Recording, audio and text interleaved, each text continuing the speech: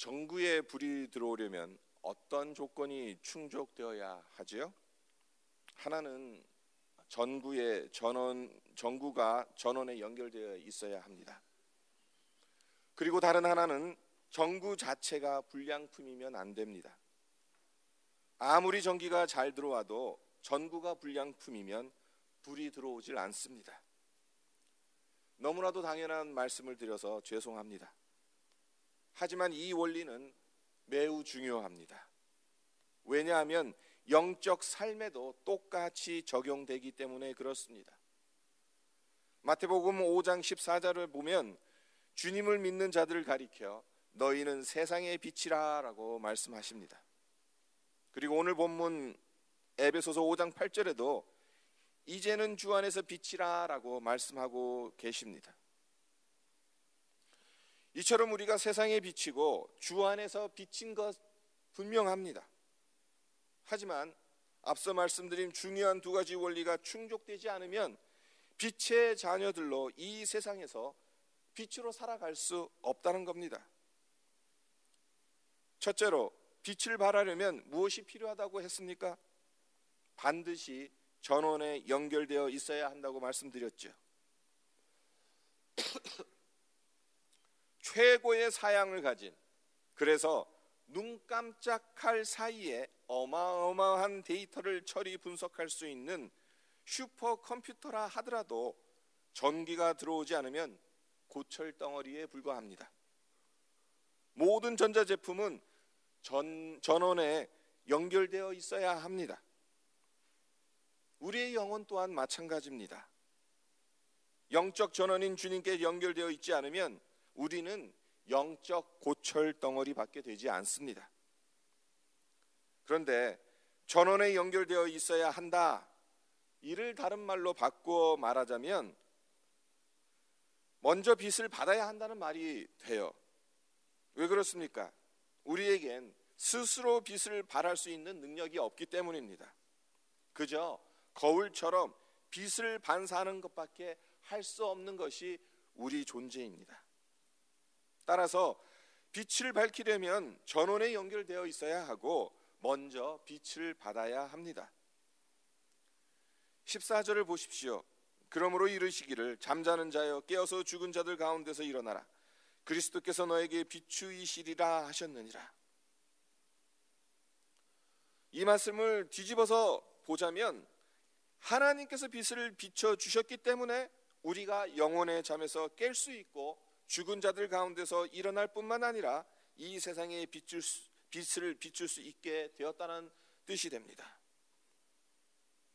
주님께서 우리에게 빛을 비춰주셨기 때문에 우리가 빛의 자녀가 된 거지요. 문제는 우리가 삶 속에서 주님의 빛을 제대로 비추지 못할 때가 많다는 거죠. 그렇다면 왜 이런 문제가 생기는 것입니까? 달을 비유로 들어서 설명해 보죠. 우리가 밤에 달을 볼 수 있는 것은 달이 태양의 빛을 반사하기 때문입니다. 달엔 초승달, 반달, 보름달, 금음달이 있죠.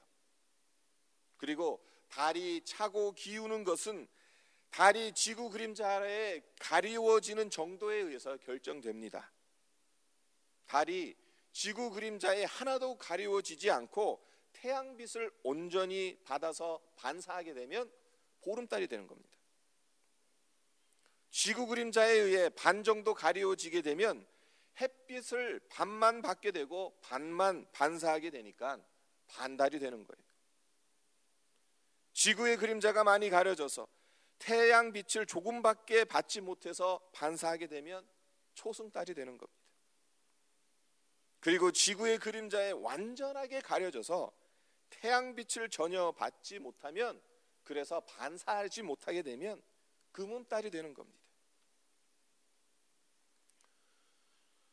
이를 우리의 영적 삶에 적용하자면 어떻게 되겠습니까? 지구한테는 미안한 얘기이지만 지구의 그림자를 죄로 대체하면 그림이 그려지지 않습니까?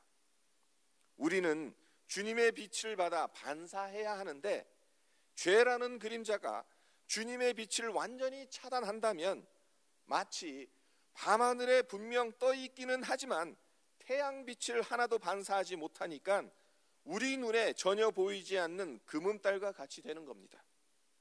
그래서 주님을 믿는 믿음이 존재하기는 존재하는데 그 믿음이 전혀 빛을 발하지 못하게 된다는 겁니다. 이와 반면에 우리 영혼이 죄의 그림자에 의해 가려지지 않는다면 캄캄한 밤하늘을 환하게 비추는 보름달처럼 주님의 빛을 암울하고 캄캄한 세상에 비출 수 있게 되는 것입니다. 우리는 보름달입니까? 아니면 반달이라도 됩니까?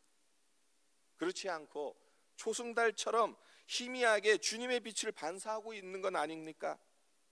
혹시 주님의 빛을 전혀 반사하지 못해 금음달처럼 성도라는 존재를 전혀 드러내지 못하고 살고 있는 것은 아닌가요?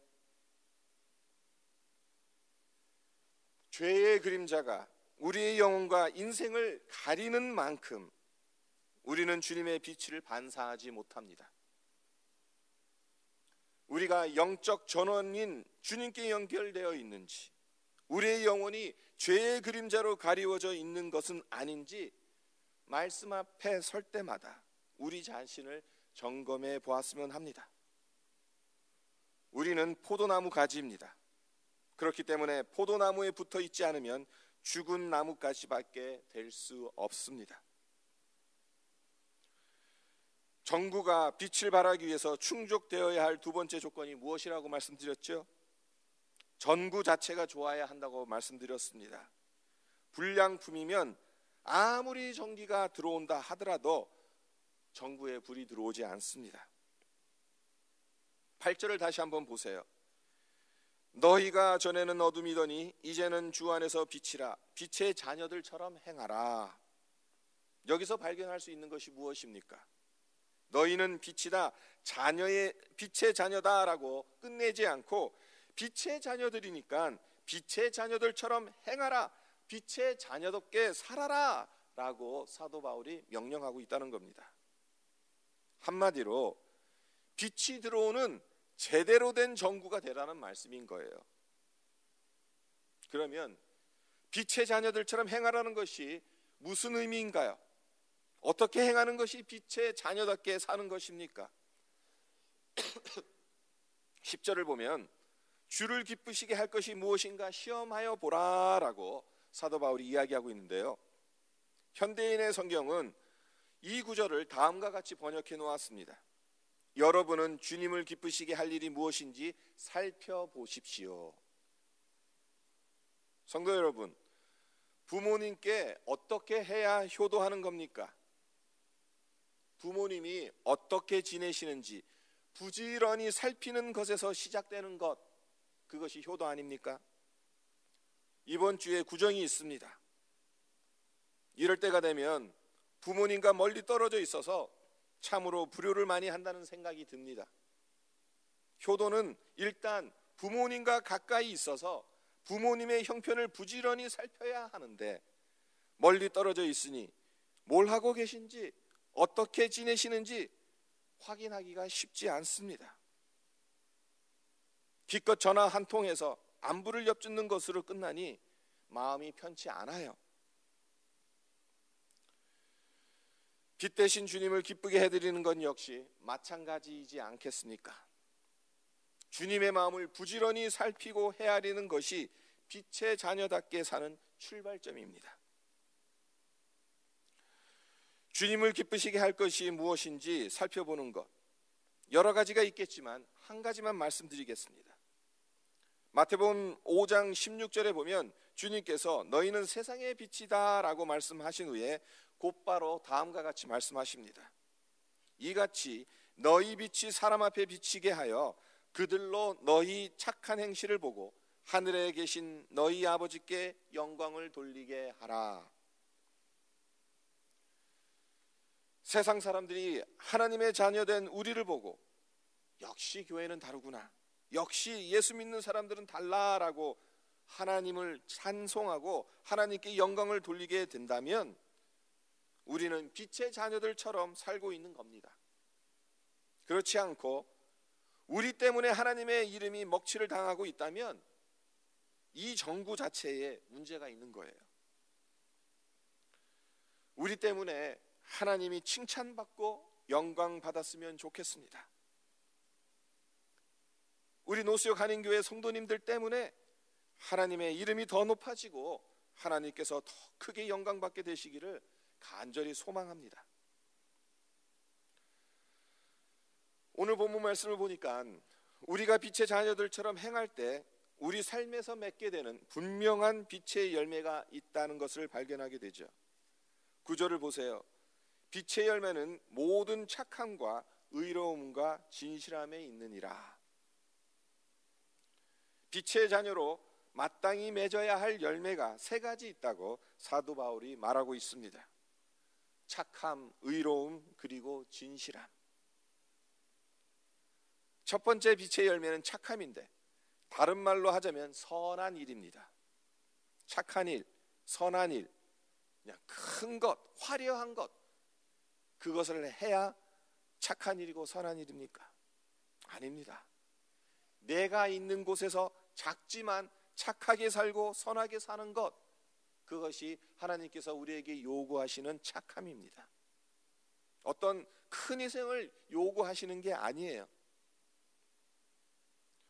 말씀을 준비하면서 우리 노수역 한인교회를 생각해 봤습니다. 어제 주일학교 어린이들이 튜빙을 하러 베리까지 갔는데요. 다른 교회에 다니시는 집사님 한 분이 함께 가셨는데 우리 교회 주일학교 선생님들을 보고 이런 말을 했다고 합니다. 어떻게 얼굴 하나 찡그리지 않고 아이들을 저렇게 잘 돌볼까? 노수역 한인교회 선생님들 참으로 착한 선생님들인 것 같습니다.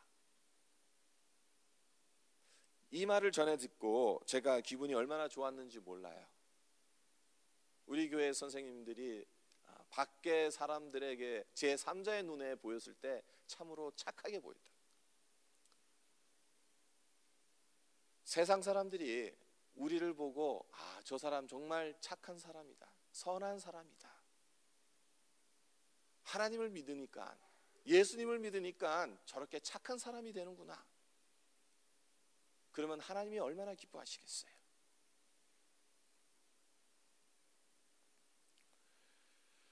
사람들은 우리의 착한 행실을 보고 하나님을 봅니다.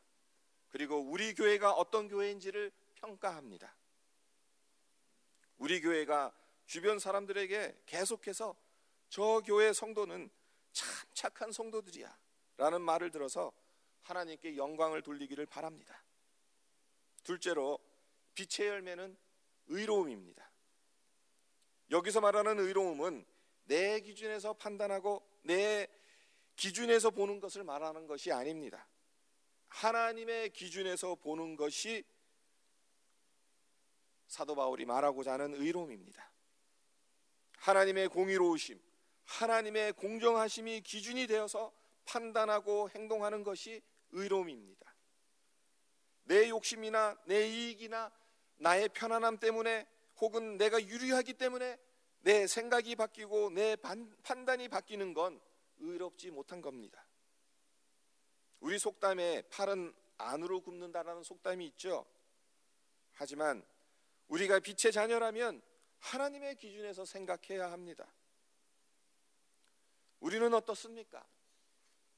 예를 하나 들어볼까요? 여러분들이 만약 사거리에서 좌회전을 하기 위해 줄을 길게 서 있는데 갑자기 자동차 한 대가 내 앞을 확 끼어들면 어떻게 반응하시겠습니까? 아니, 사람이 질서를 지켜야지. 누구는 시간이 남아 돌아서 이렇게 서 있는 줄 아나. 저런 것들은 다 면허증 반납해야 돼. 불평하고 욕하지는 않습니까? 하지만 내가 급한 일이 있어서 끼어들려고 하는데 옆에 있는 차가 안 끼어주면 뭐라고 합니까? 아니, 사람이 양보를 할지 몰라. 어떻게 인심이 저렇게 각박할 수 있나? 이렇게 말하지 않습니까? 내가 원하는 일이면 교회는 당연히 그런 일을 해야지, 그렇게 이야기를 하다가도 내가 원하지 않는 일이면 교회가 어떻게 이럴 수가 있어, 이건 교회도 아니야 라고 말하는 경우가 많습니다. 남이 하면 불륜, 내가 하면 로맨스. 이것은 공평하지 못한 것이고 따라서 의로운 것이 아닙니다. 무슨 일이든 누구에게나 공정하게 행동함으로 의로움의 열매를 맺어가야 한다는 것, 그것이 오늘 에베소서 5장에서 우리에게 이야기하는 교훈이죠. 마지막 세 번째 빛의 열매는 무엇입니까? 진실함이라고 말하고 있습니다. 진실함은 거짓이 없고 속임이 없는 것을 말합니다. 겉과 속이 다르지 않는 겁니다. 들어갈 때와 나올 때가 다르지 않는 거죠. 사람이 있을 때나 없을 때나 똑같은 것, 이것이 진실함입니다. 이 사람에겐 이렇게 이야기하고 다른 사람에겐 달리 말한다면 빛의 자녀답지 못한 모습이지요. 바보스러워 보이고 어리석어 보일지라도 우리의 말과 행동이 늘 한결같아야 하는 이유가 여기에 있습니다. 그래야 사람들이 우리를 믿어주고 우리의 말에 힘이 생기는 겁니다. 세상 사람들이 우리를 보고 아니 교회 다니는 사람이 우리보다 더하네 라고 한다면 하나님의 영광을 가리는 것밖에 되지 않습니다. 진실함이라는 빛의 열매가 교회에서뿐만 아니라 삶의 현장에서 맺혀지기를 바랍니다.